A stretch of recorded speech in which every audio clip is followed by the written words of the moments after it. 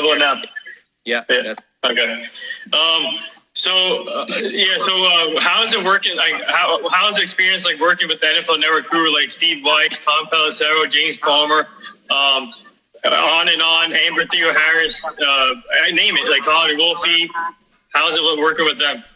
Oh, it's awesome. I mean, not only are they talented, they're extremely committed, hardworking, tremendous examples of, what work ethic means and dedication and all of that. And as much as fun as we have, doing this job, there are a lot of sacrifices. We're away from home a lot.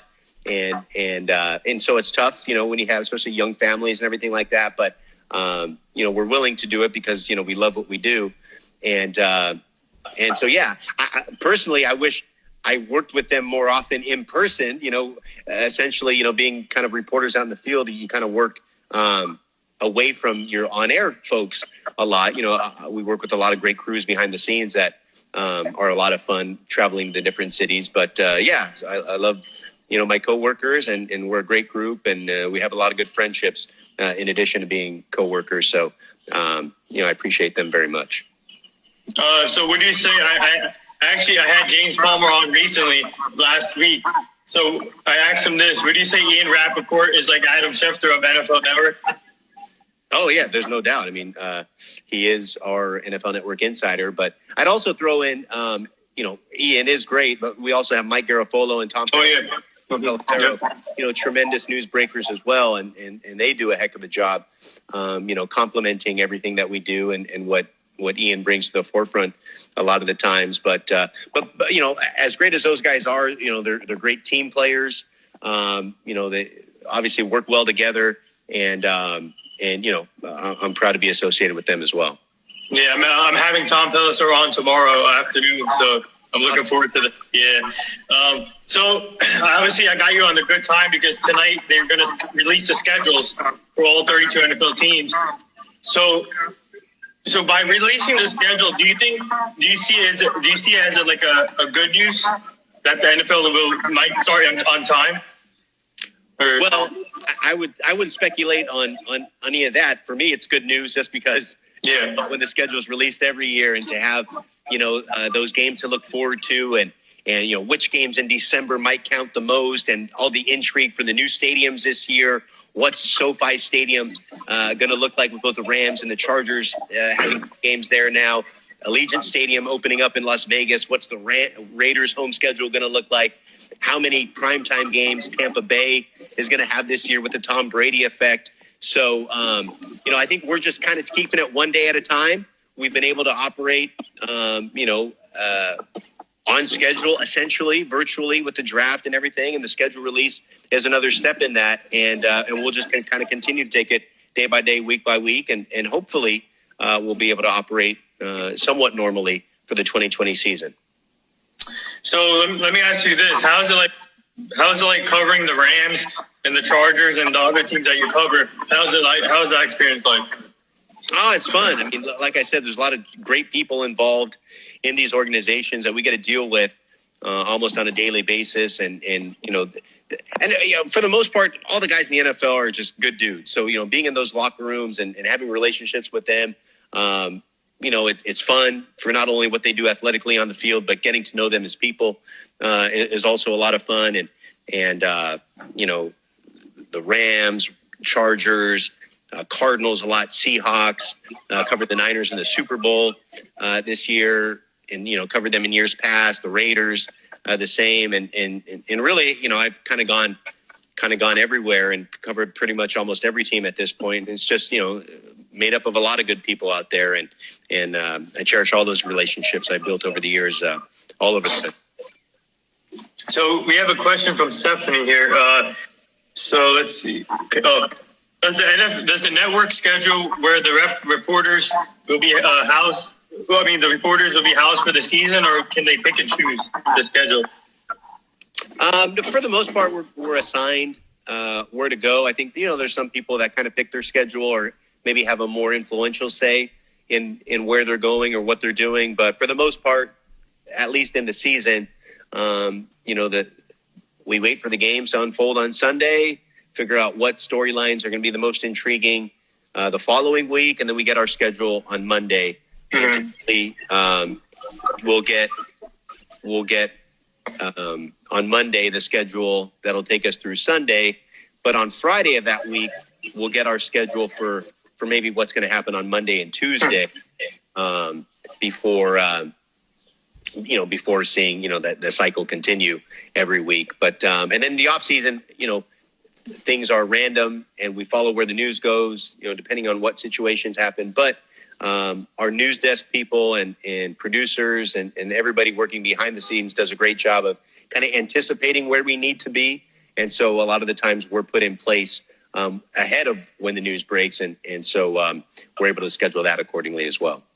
So let's get, what are your thoughts on this crazy NFL offseason so far and NFL draft? How did you think? Yeah, it's been different, but it's been interesting to see how everyone's adapted to working from home. And I think, we've all had almost a couple months now to learn how to do it, to figure out, how best we can improve and operationally, enhance kind of what we're doing. I think the nature of the NFL is such that, as a fan who's engaged with your team, outside of the 16 regular season games that they're scheduled, you're used to talking about your team essentially about 350 days a year. So the fact that we are here in the off season and there's a 7 to 8 month off season, they're used to just talking about them. We're able to do a lot of that now.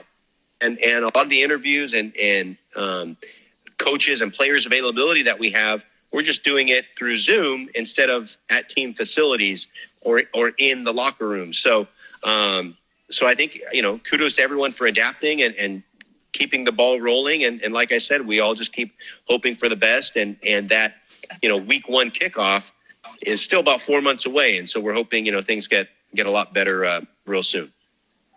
So let me ask you about the few free agents that are left on the board, like Cam Newton and Clowney. So yesterday, I think on Twitter, they said the Jets and Eagles and then the Ravens enter the sweepstakes of Clowney. Where do you think Clowney will end up?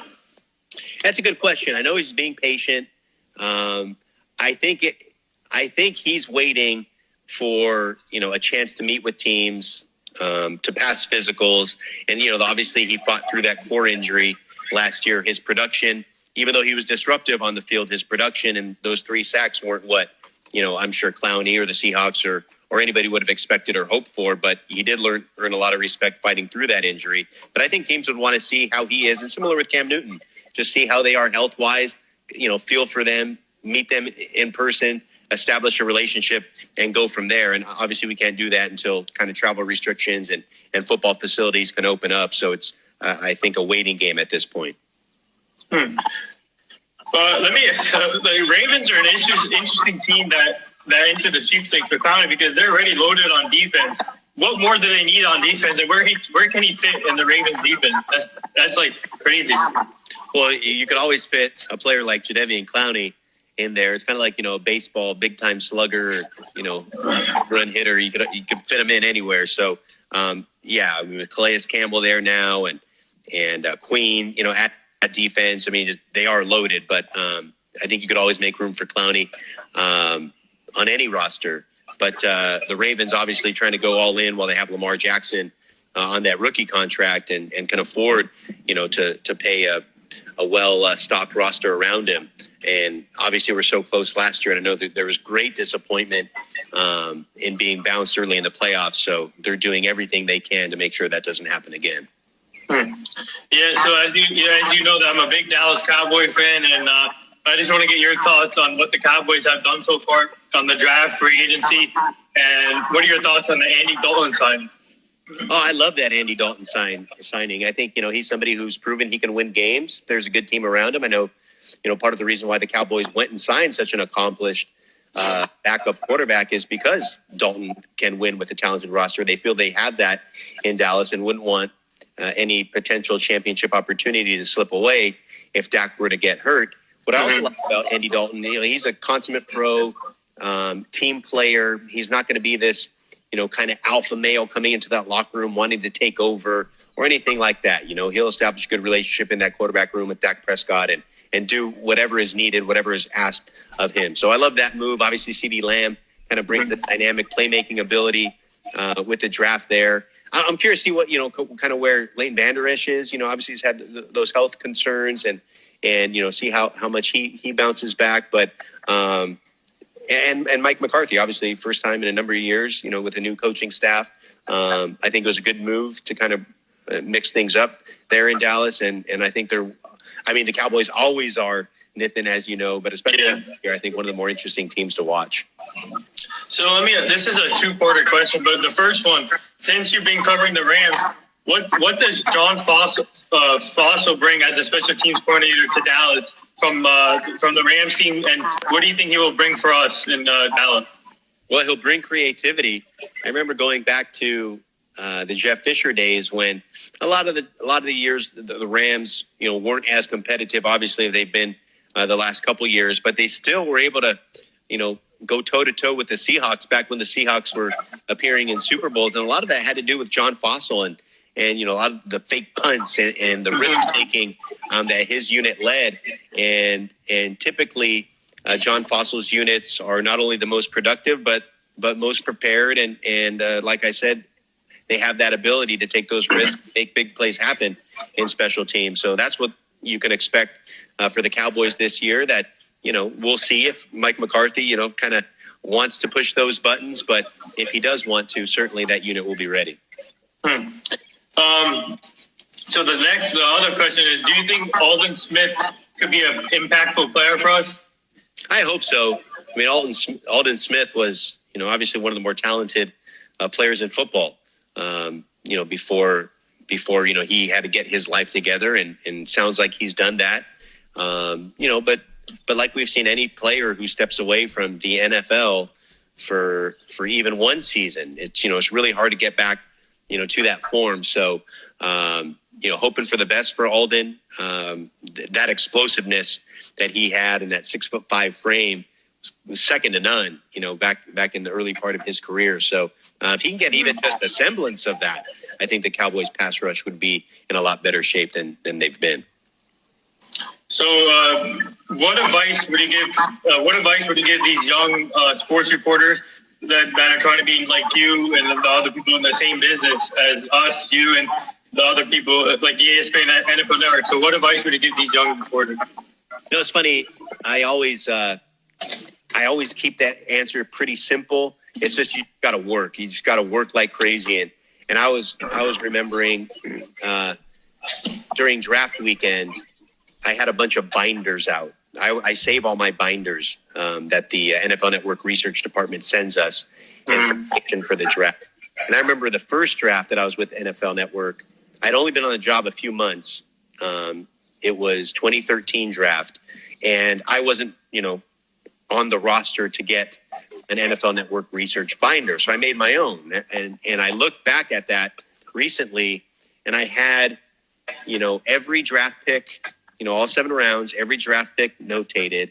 And then then in all the team pages, I had, every draft pick that those teams made. And this is all handwritten.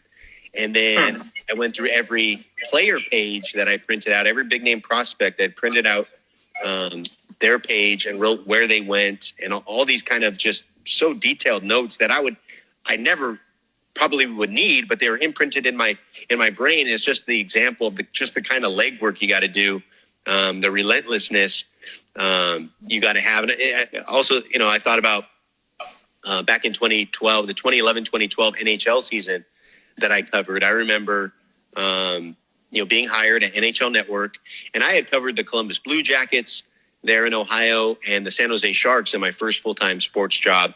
But I grew up in California. Hockey's not, the biggest thing. I remember jumping on the LA Kings bandwagon when they made the Stanley Cup Finals back in '93. That was kind of my first taste of NHL hockey, but didn't have the, dedicated knowledge that you got to have to cover a league for that league's network. So I remember as soon as I got hired, the TV on our house was on NHL Network 24 hours a day, 7 days a week. And it was like that until, I didn't work there anymore, just to, make sure it had the name nations and just really absorbed it. And all that being said, even on the days that, I would have shows there in Toronto, waking up at 7 a.m. and then essentially just prepping from 8 a.m. to 3 p.m. and then would be on the air for another 3 hours or even 6 hours sometimes when I'd host the double shows. So, it's kind of like that relentless dedication that you have to think is fun, like the work is fun. But that's the advice I have. It's pretty simple. Just work hard, love what you do, and themselves.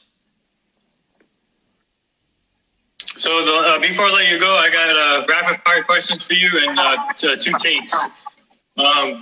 So Kawhi Leonard's laugh or Kevin Hart's laugh? Oh, Kawhi Leonard, that's my boy. I'm a San Diego State grad. I was there before Steve Fisher got there and was in school when they hired him.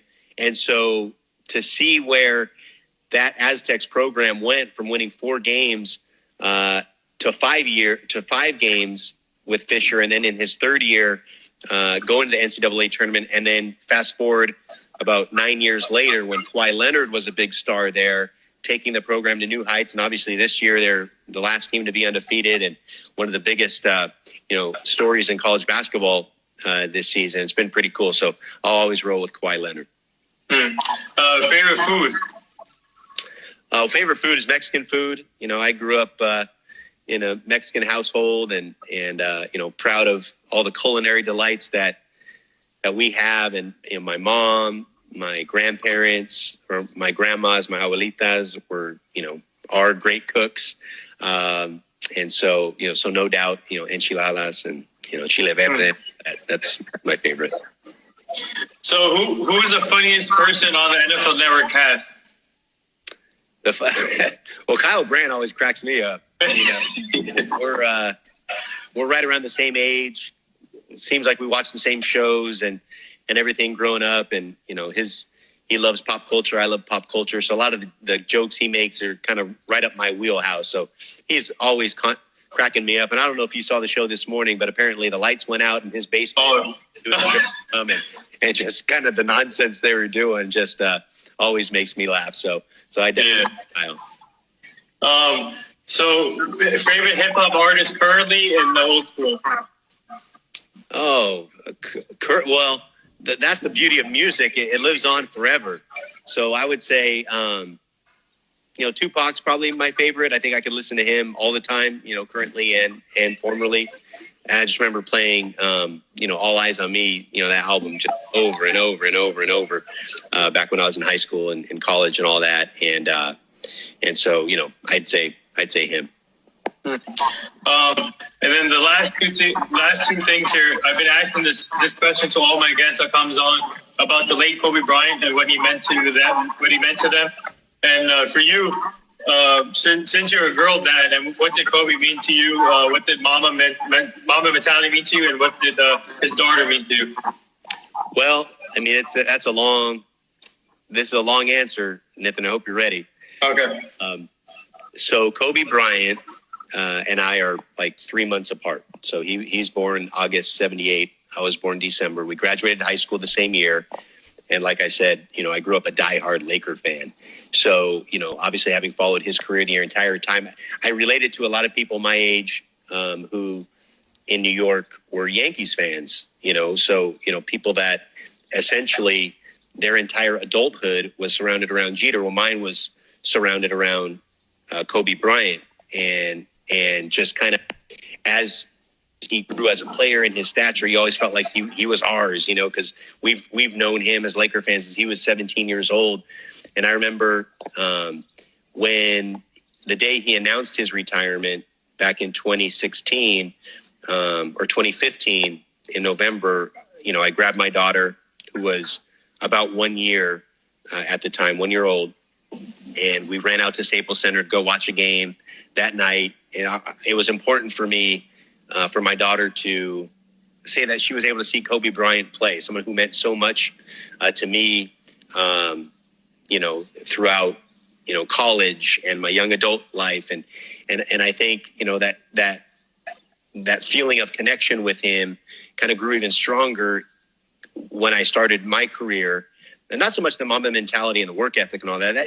That's all stuff, that I think was pretty instilled in me already. But living in Columbus, Ohio, living in Syracuse, New York, for I think about 6 years of my life in that adulthood, I always had the Lakers and Kobe Bryant to kind of connect me back home to California and kind of, ride with him all the time. So it was a real personal connection. And then you throw in, the fact that he was a girl dad.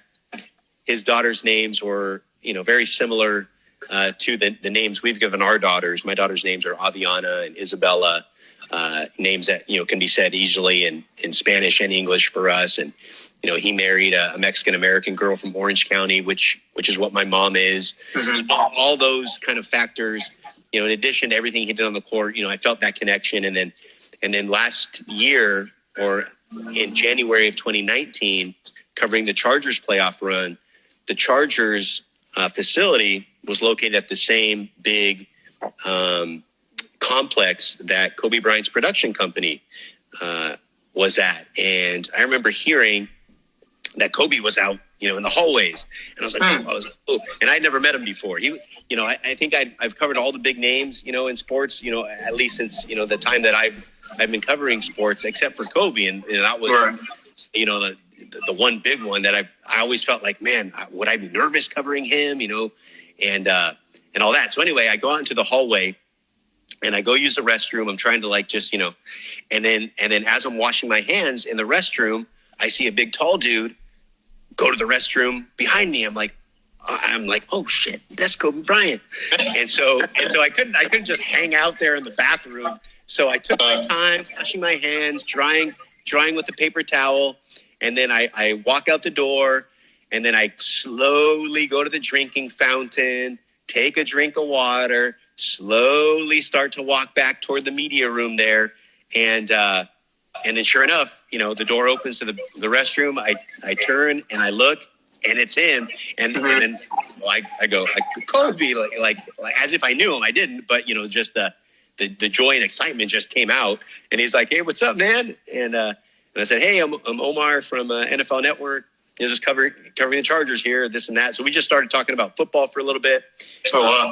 His Eagles had just beaten the Bears in that double doink game the day before, and he was wearing his Eagles beanie, and his Eagles were getting ready to then go to New Orleans that week, and he was excited, thinking they could get one more win, and they might have had Alshon Jeffrey held onto that ball in that game, but just kind of connecting, having that 2-3 minute conversation, whatever it was, with Kobe Bryant, kind of one of my heroes, was really cool.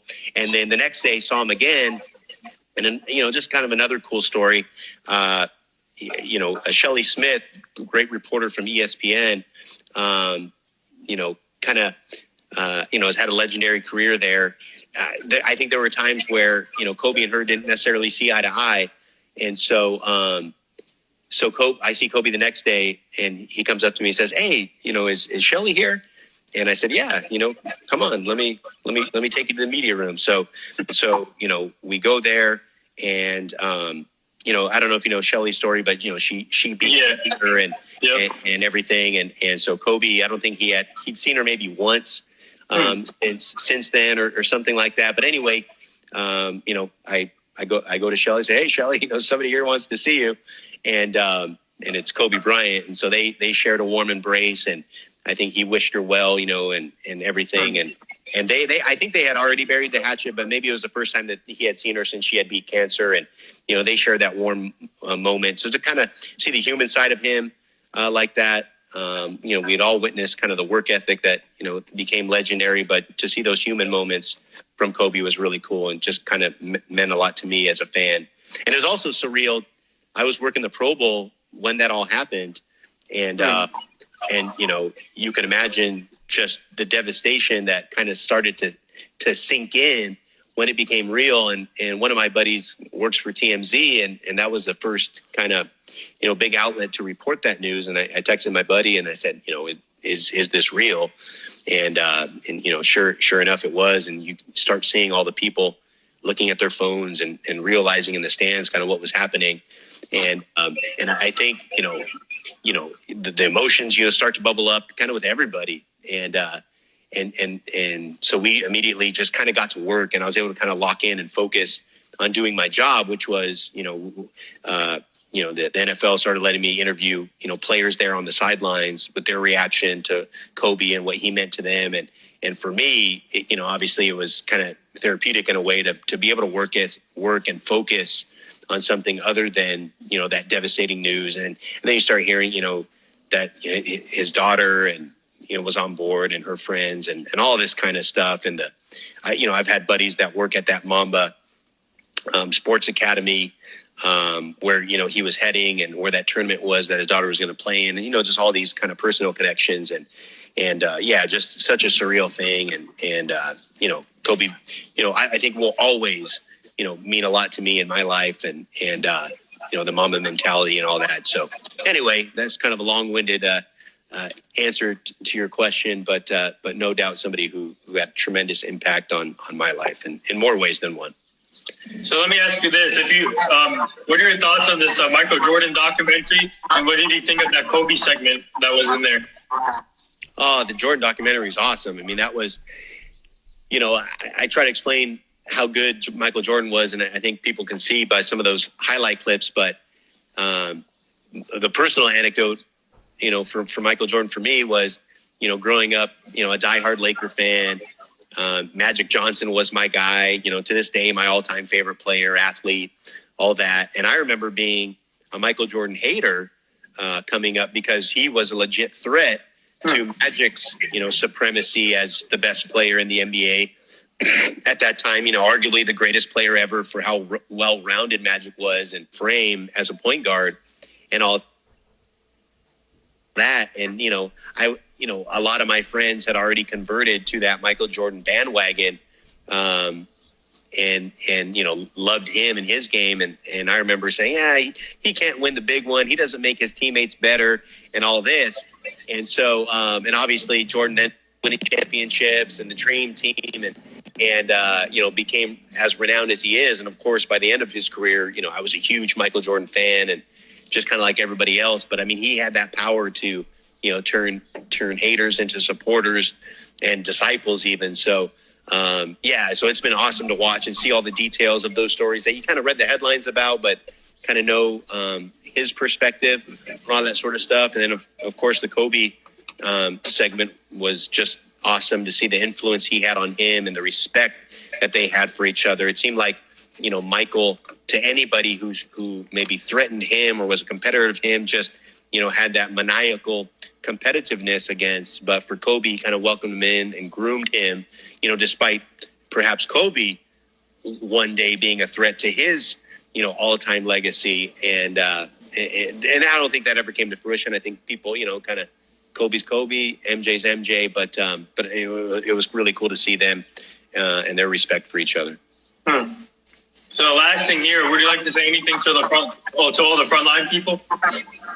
Yeah, I mean, thank you for everything that you've done and that you'll continue to do. And I know this, even though, some states have lifted stay-at-home orders and at some point we'll all, have those lifted. I think this fight will continue for a long time.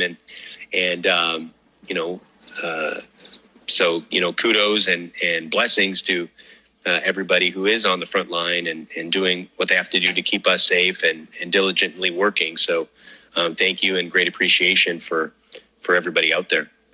Yeah, so well said. And whoever's in this chat or joined the live, please, my cousin and I and my brother, we have a GoFundMe page on the link is on my Instagram thing. And we're doing this for the frontline people and the local food businesses. We handed out food, sandwiches, supplies to all the cops, nurses, doctors, to the soup kitchen yesterday.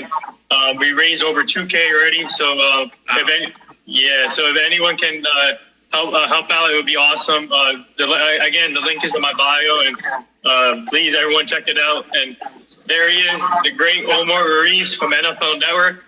Thanks for joining me today, and congrats to you and your wife on the baby that's coming. And you and your family stay safe. And everyone, please tune in tomorrow. I got Tom Pelissero and Alana Rizzo coming on tomorrow, so this will be a good one. Oh, Alana Rizzo. That's another. Yeah. I don't know her, but she's one of our family favorites. You know, obviously, we're big Dodger fans, so she does